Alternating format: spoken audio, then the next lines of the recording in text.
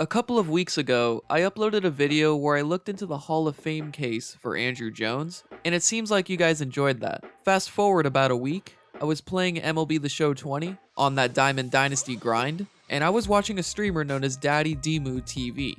On the stream, he asked viewers to name some players with intriguing Hall of Fame cases. One of those players was Joe Mauer. He said that Mauer wouldn't make it because he didn't play enough as a catcher, and his overall stats during his tenure as a first baseman don't put him into the Hall of Fame. I don't really know much about Joe Mauer's career, so I put his name down on my list of ideas, and I kept watching the stream. That leads us to today. Today, I want to look more into Joe Mauer's Hall of Fame case and decide whether he should make the Hall of Fame. Since this is the second time I'm doing this kind of video, it's safe to say that I would like to make this a recurring series. So, if you have any players with intriguing Hall of Fame cases, leave a suggestion in the comments. I know that most of you guys are baseball fans, but the player can be from any sport, just any player who deserves some consideration. Alright, now let's take a look at the career of Joe Mauer.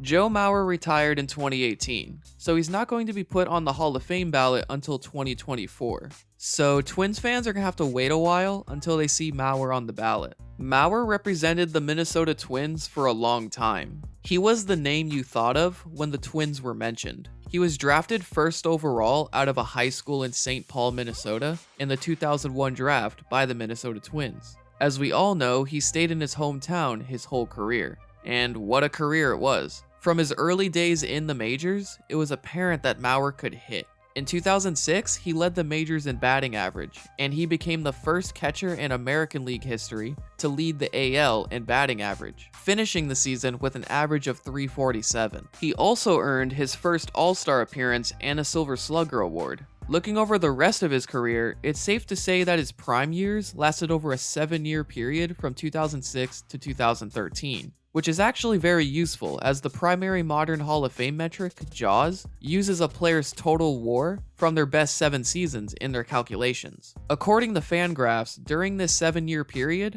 Mauer ranked 5th in the league in WAR, 2nd in average, 4th in on-base percentage, 14th in weighted on-base average, and 20th in WRC+. Though it's also important to mention that among these players, Mauer is one of only 2 catchers that consistently show up, the other being Buster Posey. From these rankings, we can see that Mauer was an elite hitter during his prime, despite not being among the best in power. Mauer was a 6-time All-Star, won 5 Silver Slugger awards, 3 Gold Gloves, and was a 3-time batting champion, meaning he led the American League in batting average 3 times. Although, we do have to mention his most important accolade, his 2009 MVP award.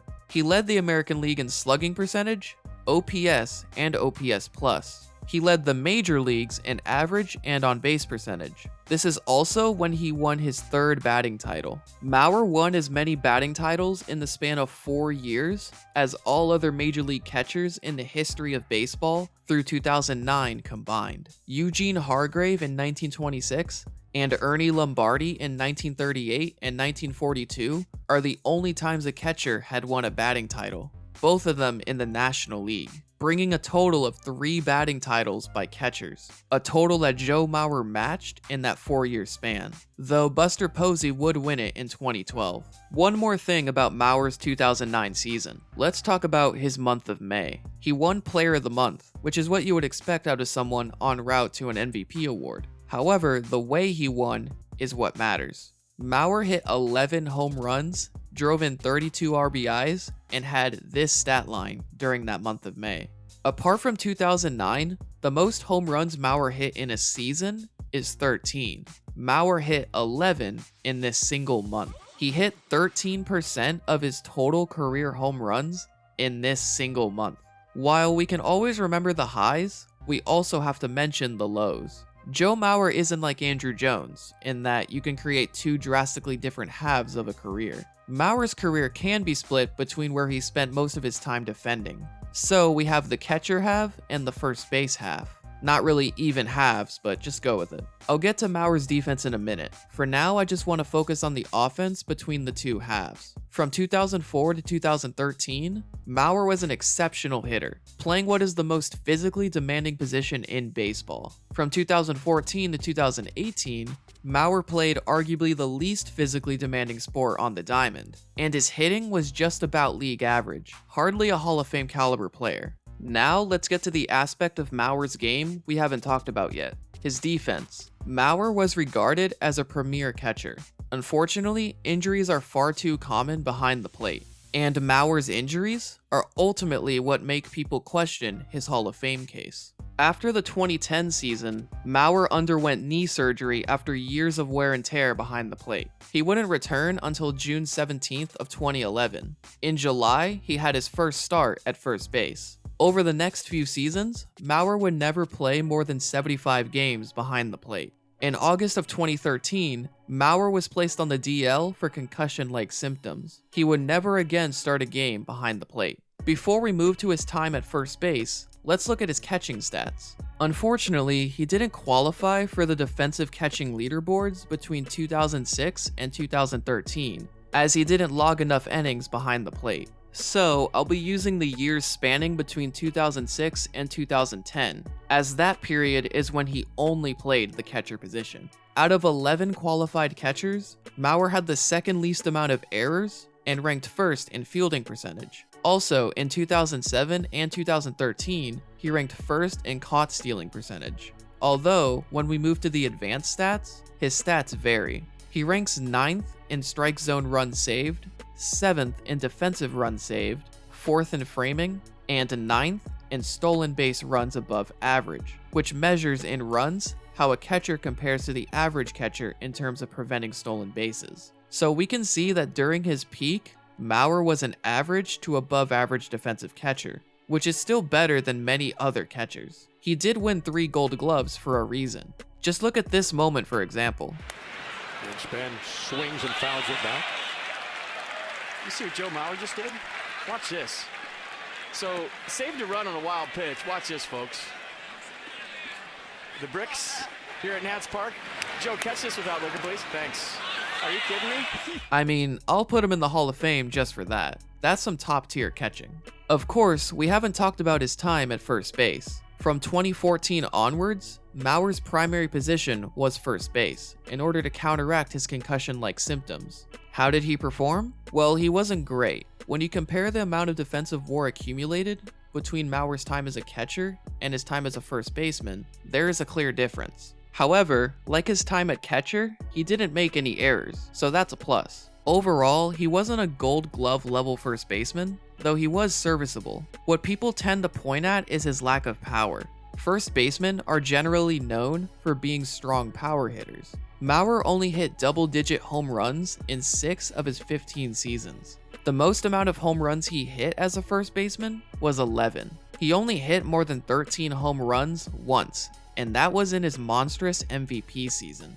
So, while he wasn't a stereotypical first baseman, he still got the job done. It's not like he was a terrible fielder or a bad hitter. He was an average hitter with serviceable fielding. Before we make a decision, let's compare Mauer with some current Hall of Famers. JAWS is the main metric I like to use in determining a player's Hall of Fame case. First, I want to show the difference in getting into the Hall of Fame as a catcher compared to every other position. Here is the average JAWS rating for every catcher that is in the Hall of Fame. Now, here is the average JAWS rating for every other position. A catcher's peak doesn't last as long as other positions because of the physical toll that catchers take. I just think that it's important to make this distinction between catchers and other positions, especially because Joe Mauer spent his final 5 seasons at first base. Now let's take a look at Mauer's JAWS rating among other catchers. Mauer ranks above the average JAWS rating with 47.2. In career WAR, Mauer ranks just above the average with 55.3. And finally, the amount of WAR accumulated during a player's best 7 seasons. Mauer ranks 5th in the group of 12 catchers that rank above the average amount of WAR. Going off of these metrics, it's easy to make a case for Mauer's enshrinement into Cooperstown. To be clear, I don't think a single metric should determine whether someone should be in the Hall of Fame. Tony Gwynn had a lower Jaws rating than the average right fielder, and he deservedly received over 97% of the vote on his first ballot. So while it's not the definite indicator I may make it out to be, I feel it is one of the best ways to compare a player's Hall of Fame resume with current Hall of Famers. So, the question is whether Mauer should be inducted into Cooperstown in 2024, and whether the voters actually vote him in.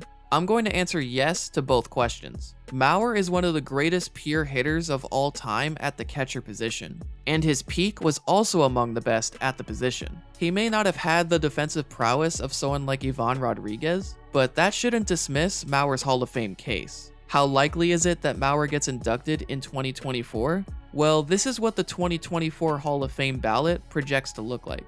Jay Jaffe, the creator of the Jaws statistic, believes that Mauer gets in on his first ballot, along with Adrian Beltre. To be honest, I'm not too sure about that. Ivan Rodriguez was inducted on his first ballot in 2017, but he barely passed the 75% threshold, as he received 76% of the votes casted. Here is how Rodriguez compares with Mauer in the stats we just looked at. Rodriguez is the clear favorite, so if Mauer gets in on his first ballot, I will be surprised. Although I think he will get in sometime soon after that.